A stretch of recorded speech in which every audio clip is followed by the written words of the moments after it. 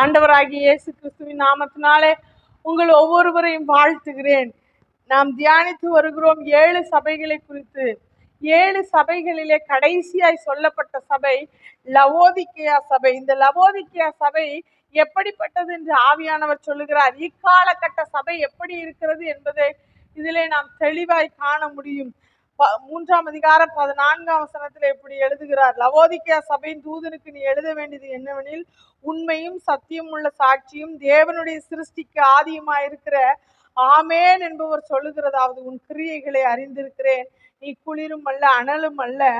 நீ குளிராயாவது அனலாயாவது இருந்தால் நலமாயிருக்கும். இப்படி நீ குளிருமின்றி அனலுமின்றி வெதுவெதுப்பா இருக்கிறபடியால் உன்னை என் வாய் நின்று வாந்தி பண்ணி போடுவேன். அருமையான தேவ பிள்ளைகளே, இந்த சபை எப்படிப்பட்ட சபையா இருக்கிறது? 2 கட்ட நிலைமையில இருக்குது.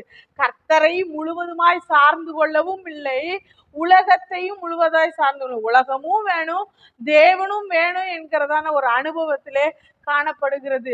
எலியா தீர்க்கதரிசி இஸ்ரவேல் ஜனங்களை பார்த்து சொல்லுகிறார், எந்த மட்டும் 2 நினைவுகளால் குந்தி குந்தி நடப்பீர்கள்.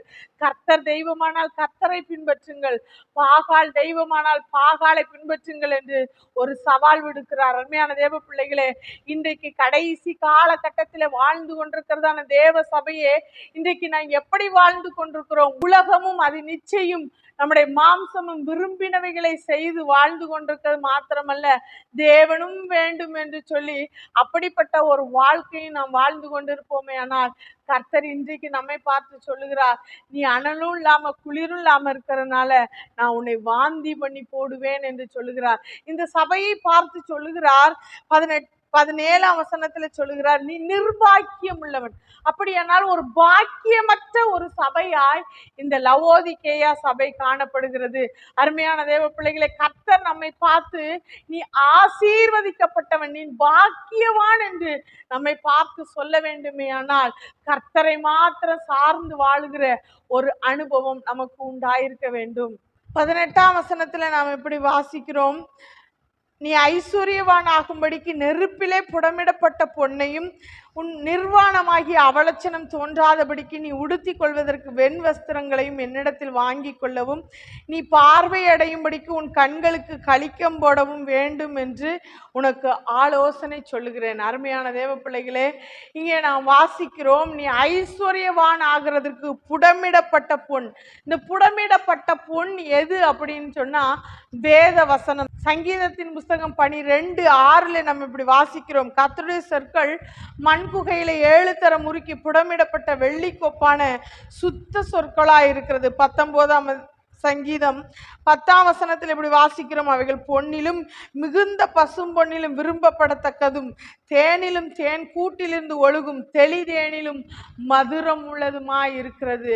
அப்படியானால் நாம் நிர்பாக்கியம் உள்ளவர்கள் அல்ல. நானும் ஆவிக்குரிய வாழ்க்கையில ஐஸ்வர்யவான், விசுவாசத்தில் ஐஸ்வர்யவான் என்று அறிக்கை செய்ய வேண்டுமே. ஆனால் அப்படி நாம் வாழ வேண்டுமே. ஆனால் இந்த வேத வசனத்தை நம்ம கேட்டு வாங்கிக்கணுமா கர்த்தரிடத்துல. அப்படின்னா இந்த சபை கிறிஸ்துவ அறிஞ்ச சபை தான், அவருடைய ரத்தத்தினால கழுவப்பட்ட சபை தான். ஆனால் அந்த சபையில என்ன இல்லை? வேதம் இல்லை, புடமிடப்பட்ட அந்த பொன் இல்லை. அருமையான தேவ பிள்ளைகளே, 2 நாளாகமத்தின் புஸ்தகம் 15ஆம் அதிகாரம் 3ஆம் வசனத்திலே இப்படி வாசிக்கிறோம், இஸ்ரவேலிலே அநேக நாளாய் உபதேசிக்கிற ஆசாரியனும் இல்லை, வேதமும் இல்லை. அப்படியானால் இந்த சபை எப்படி நிர்பாக்கியம் உள்ள சபையாய் இருக்கிறது என்று பாருங்கள். வேதம் இல்லை என்றால் எப்படி கிறிஸ்தவ வாழ்க்கையில வாழ வேண்டும் என்கிறதான ஒரு அறிவு கூட இருக்காது. அருமையான தேவ பிள்ளைகளை, இன்றைக்கு கர்த்தர் நமக்கு ஆலோசனையாய் சொல்லுகிறார், இந்த வேத புஸ்தகத்தை, இந்த நியாயப்பிரமாண புஸ்தகத்தை கவனி, அதை கேட்டு நீ வாங்கி கொள் என்று சொல்லுகிறார். அடுத்ததாக நீங்க பாத்தீங்கன்னா, உன் நிர்வாணமாகிய அவலட்சணம் தோன்றாதபடிக்கு நீ உடுத்தி கொள்வதற்கு வெண் வஸ்திரங்களை என்னிடத்திலே வாங்கி கொள் என்று சொல்லுகிறார். நம்ம சர்தை சபையில வாசிக்கும் போது வாசிச்சோம், தங்களுடைய வஸ்திரங்களை அசுசிப்படுத்தாத சில பேர் சர்தையில எனக்கு உண்டு, அவர்கள் வெண்வஸ்திரம் தரித்து என்னோட கூட நடப்பார்கள் என்று வாசித்தோம். அருமையான தேவ பிள்ளைகளை, அப்படியானால் நம்முடைய ரட்சிப்பின் வஸ்திரம் கரைபடாமல் இருந்தால்தான் ஆவிக்குரிய நிர்வாணம் வெளிப்படாது. அருமையான தேவ பிள்ளைகளை, ஒருவேளை நம்முடைய ரட்சிப்பின் வஸ்திரம் கரைபட்ட நிலைமையிலே காணப்படுமே ஆனால் நாம் அவரிடத்தில் வெண் வஸ்திரத்தை கேட்டு வாங்கி கொள்ள வேண்டும். இந்த சர்தை சபையை போல அவரோடு கூட நடக்கிற அந்த அனுபவம் நமக்கு உண்டாயிருக்க வேண்டும். ஏசாயா தீர்க்கதரிசியின் புஸ்தகம் 61ஆம் அதிகாரம் 10ஆம் வசனத்தில் நாம் இப்படி வாசிக்கிறோம், கர்த்தருக்குள் பூரிப்பாய் மகிழ்கிறேன், என் தேவனுக்குள் என் ஆத்துமா கலிகூர்ந்திருக்கிறது. மணவாளன் ஆபரணங்களினால் தன்னை அலங்கரித்துக் கொள்ளுகிறதற்கும் மணவாட்டி நகைகளினால் தன்னை சிங்காரித்துக் கொள்ளுகிறதற்கும் ஒப்பாக அவர் ரட்சிப்பின் வஸ்திரங்களை எனக்கு உடுத்தி நீதியின் சால்வையை எனக்கு தரிப்பித்தார். அருமையான தேவ பிள்ளைகளே, சூளமித்தியை போல ஒருவேளை இப்போதான் என் வஸ்திரத்தை நான் கழட்டி போட்டேன், நான் மறுபடியும் எப்படி அதை திரும்ப உடுப்பேன்னு சொல்லி நீங்க இந்த ரட்சிப்பின் வஸ்திரத்தை இழந்து காணப்படுவீங்கன்னா அவரிடத்துல கேட்டு பெற்றுக்கொள்ளுங்கள். அவர் உங்களுக்கு வெண் வஸ்திரத்தை தருகிற தேவன். மூன்றாவதாக, உன் கண்களுக்கு களிக்கம் போடவும். சங்கீதம் 32:9 நம்ம இப்படி வாசிக்கிறோம், வாரினாலும் கடிவாளத்தினாலும் வாய் கட்டப்பட்டால் ஒழிய உன் கிட்ட சேராத புத்தி இல்லாத குதிரையை போலவும் கோவேறு கழுதையை போலவும் இருக்க வேண்டாம். இந்த குதிரைக்கு கண்ணுக்கு போடுறது என்னது? களிக்கம். அந்த களிக்கம் எதுக்கு போடுறாங்க? வலதுபுறமாவது இடதுபுறமாவது சாயாம அது ஸ்ட்ரைட்டா போகணும், நேர் வழியில போகணுங்கிறதுக்காக தான் இதை போடுறாங்க. அருமையான தேவ பிள்ளைகளே, ஒருவேளை இன்னைக்கு நம்ம வலதுபுறம் இடதுபுறம் சாஞ்சு நம்ம காணப்படுவோமே ஆனால் வேதவசனம் சொல்லுகிறது, வலதுபுறமாவது இடதுபுறமாவது சாயும் போது வழி இதுவே, இதிலே நடவுங்கள் என்று உங்களுக்கு பின்னாலே சொல்லுகிற அந்த சத்தம் தொனிக்கும்னு வாசிக்கிறோம். அருமையான தேவ பிள்ளைகளை, இன்றைக்கு அந்த சத்தம் நம்முடைய காதுகளில் துணிக்கப்பட நம்மை அர்ப்பணிப்போம். அவர் நம்மை நேர் வழியாய் நடத்தி நாம் சேர வேண்டிய அந்த பரலோக ராஜ்யத்திலே நம்மை கொண்டு போய் சேர்க்கிற நல்ல தேவனாய் இருக்கிறார். இந்த சபையை குறித்து ஆவியானவர் சொல்லுகிறார், நான் நேசிக்கிறவர்களோ அவர்களை கடிந்து கொண்டு சிற்றிக்கிறேன், நீ ஜாக்கிரதையாய் இருந்து மனம் திரும்பு. 20ஆம் வசனம் இப்படி சொல்லுகிறது, இதோ வாசற்படியில நின்று தட்டுகிறேன், ஒருவன் சத்தத்தை கேட்டு கதவை திறந்தால் அவனிடத்தில் நான் பிரவேசித்து அவனோட போஜனம் பண்ணுவேன், அவனும் என்னோட போஜனம் பண்ணுவான்.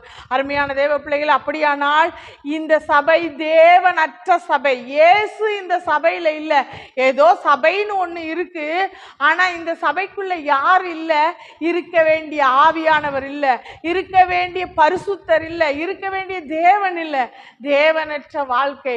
அருமையான தேவ பிள்ளைகளை, ஆவியானவர் எங்கேயோ அங்கதான் விடுதலை. நாம் ஆராதிக்கிறது ஆவியோடு உண்மையோடு தான் ஆராதிக்கணும், அதைத்தான் பிதாவானவர் விரும்புகிறார் என்று சொல்லி யோவான் 4ஆம் அதிகாரம் 23-24 வசனங்களில் நாம் வாசிக்கிறோம். அருமையான தேவ பிள்ளைகளே, இன்றைக்கு அப்படிப்பட்டதான ஒரு வாழ்க்கைக்கு நாம் அர்ப்பணிப்போம். நிச்சயமாய் அவர் நம்மோடு போஜனம் பண்ணுகிற ஒரு அனுபவம் நமக்கு உண்டாயிருக்கும். நாமும் அவரோடு வாசம் பண்ணுகிற போஜனம் பண்ணுகிற ஒரு அனுபவம் உண்டாயிருக்கும். ஆனா கர்த்தர் இந்த சபைக்கு என்ன சொல்றாரு?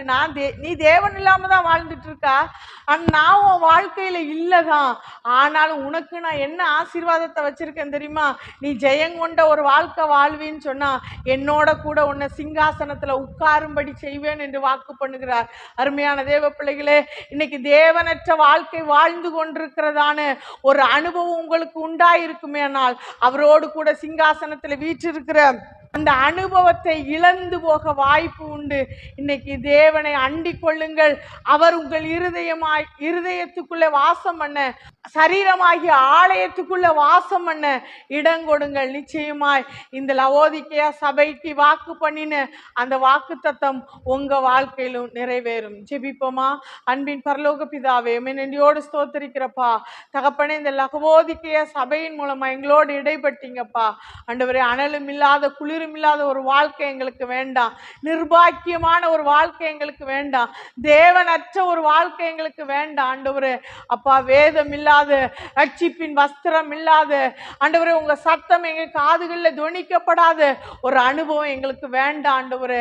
இந்த காரியங்களுக்கு நாங்க விட்டு கொடுக்காதபடிக்கு தகப்பனே, ஆண்டவரே உங்க சத்தம் கேட்கிறவர்களாய், எங்க ரட்சிப்பின் வஸ்திரத்தை அணிந்தவர்களாய், உங்க வசனத்தை உங்க வேதத்தை ஒவ்வொரு நாளும் தியானித்து நடக்கிறவர்களாய், நாங்க பாக்கியம் உள்ளவர்கள் என்று உம்மாலே சொல்லப்படுகிறவர்களாய், ஆசீர்வதிக்கப்பட்டவர்களே பிதாவின் சந்தோஷத்தில் பிரவேசியுங்கள் என்று சொல்லுகிற அந்த பாக்கியத்தை பெற்றவர்களாய், உம்மோடு கூட சிங்காசனத்தில் வீற்றிருக்கிற ஒரு அனுபவத்தை உடையவர்களாய் வாழ எங்களை நாங்கள் அர்ப்பணிக்கிறோம் ஆண்டவரே. அதற்கு எங்களுக்கு உதவி செய்யுங்க. அந்த கிருபை எங்களுக்கு உண்டாயிருக்கட்டும். உம்முடைய கரங்களில் எங்களை தாழ்த்தி அர்ப்பணிக்கிறோம். இயேசு கிறிஸ்துவின் மூலம் ஜெபங்கேளு நல்ல பிதாவே. ஆமேன், ஆமேன்.